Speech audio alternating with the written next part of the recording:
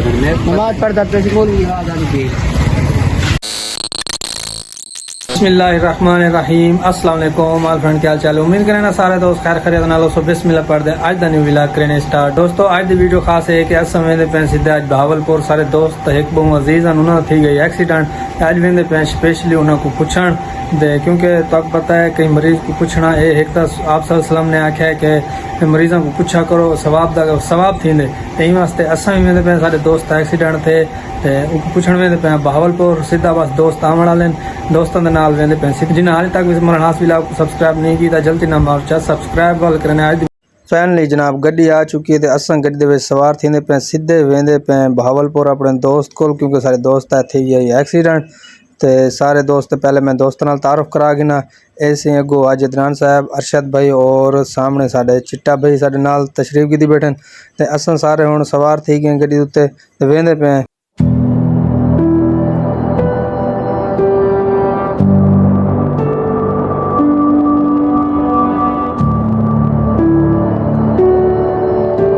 सियाने आदे हैं कि यारी दोस्ती रिश्तेदारी का उवें पता लगता जो इंसान दुख सुख के शरीक थी वे इवें गल है कहनी तो इन वास्ते भी असां कुछ सारा क्योंकि यारी साड़ी काफ़ी पुरानी है वो लोधरा सैटल थी गए सारा दोस्त वाला उन्हें को आवन वजन होंदा ही साड़ा तो वाल हुण उहदे नाल दुख सुख बन गए वाल असां ना वजूं ये तो थी ना सकता ही वाल असां काफ़ी सफ़र किए काफ़ी सफ़र करने के बाद असां पहुँचे हैं इस टाइम जनाब परमट बाईपास के उत्ते तो माशाल्लाह शाम का टाइम है तो काफ़ी रश है इतना क्योंकि हर बंदा तक पता है शाम का टाइम है घर दो वलिया वेंदा होसी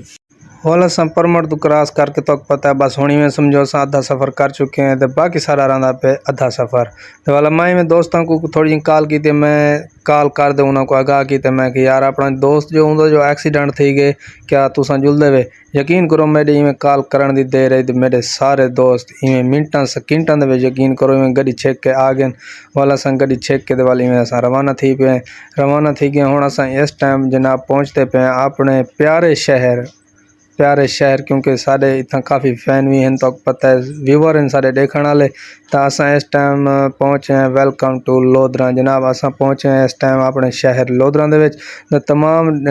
लोधरा वालों को लव यू थी गया जेडे सारी वीडियो दे देन कमेंट दे विच अपना ना पता लाजमी दसेसन कि साकू केड़ दोस्त सारे लोधरा दे विच दे देन बाकी उन्होंने मुहब्बतां थी गई उन्होंने नाल क्योंकि सारी वीडियो सारे नाल शेयर करें सारी वीडियो को दे देन तो बाकी गल है कि सारा दोस्त एक फैन भी है सारा दोस्त नन्ना मुन्ना बच्चा कल परसों मेरे को मिलन भी आई थी कि जहद भाई सारा लोधरा वाला उनकी बाजार दे विच दुकान भी है माशाल्लाह उस इतना मिलन कमाल मुहब्बतां लिखा ने बाकी भी तमाम लोधरा वाले को लव जो थी गए इसी सामने बाजार है बाजार दे विच साडी दोस्त की दुकान है माशाल्लाह तो हुण असां इस टाइम लोधरा को अलविदा करें पे लोधरा को खैराबाद करके असां पहुँच वेने मेन सुपर चौक के उत्ते तो सामने चेक करो माशाल्लाह बहुत प्यारी बस लंघदी पई है तो क्या ही बात है सी पाकिस्तान दी बसां दा वाल पूरी दुनिया दे विच तक पता है मशहूर हैं पाकिस्तान दी बसां तो इवें समझो बस दे विच बह वञो पता लगदे तुसां जहाज़ दे झूटे खांदे पे इवें समझो चा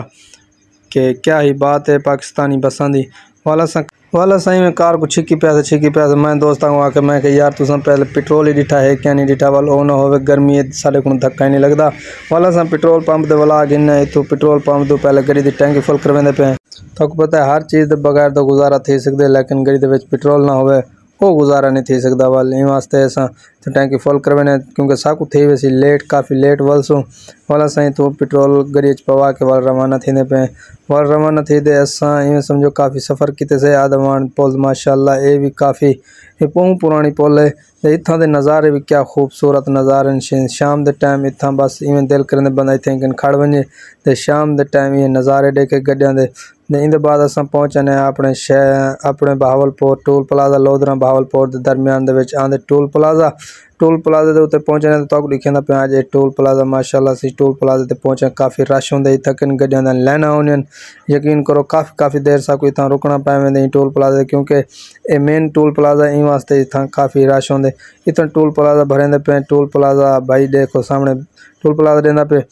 टूल प्लाजा दे के वाला साईं इत्थों थी वेसूं रवाना वाल तो मैं दोस्त की स्टोरी सुनता पे दोस्त साडा इतना कन आधे होटल लै सी सारे गाँव दे विचों आध शहर शिफ्ट थी आई इतना बेचारे आ रोजी रोटी अपनी कमांदा पिया ते वाल कल सही रोड क्रॉस करन पे रोड क्रॉस जो कीते सी मोटरसाइकिल दे नाल हुंदा थी गया एक्सीडेंट तो हुण वो काफ़ी सीरियस यानी कि हालत दे विच सीरियस उनकी कंडीशन है बिल्कुल सीरियस कंडीशन है वाल असां ई वास्ते अज वेंदे पे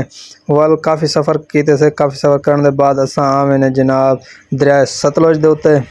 दरिया सतलुज के उत्ते तक नज़ारा दिखाऊं दरिया सतलुज का माशाअल्लाह पानी का क्या नहीं बाकी उवें क्योंकि तो पता है गुज़िश्ता दिन इतना कि सैलाब हैं लेकिन हुण पानी बिल्कुल ख़त्म थी चुके दरिया सतलुज दे पानी बिल्कुल कह नहीं हुण इवें समझो बस सुक्या सड़िया पे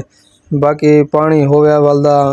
इतना कि बड़ा रश होंगे जल्द पानी था आम वाल यकीन करो इतना रश होंगे घूमन फिरन का एक इवें समझो एक बहुत ही अच्छी जगह आँदी है इतना आवाम आँदी है बहावलपुर की आवाम इतना ही आँदी है लोधरन की आवाम इतना ही आँदी है लेकिन हुण पानी ना होने की वजह को इतना कि हुण आवाम क्या नहीं आँदी लेकिन इतना होना चाहिए पानी और काफ़ी सफ़र असां कीते काफ़ी सफ़र करने के बाद असां आ चुके हैं सही सामने बहावलपुर इंटर थी हैं इवें समझो असां जो दरिया क्रॉस करो यकीन करो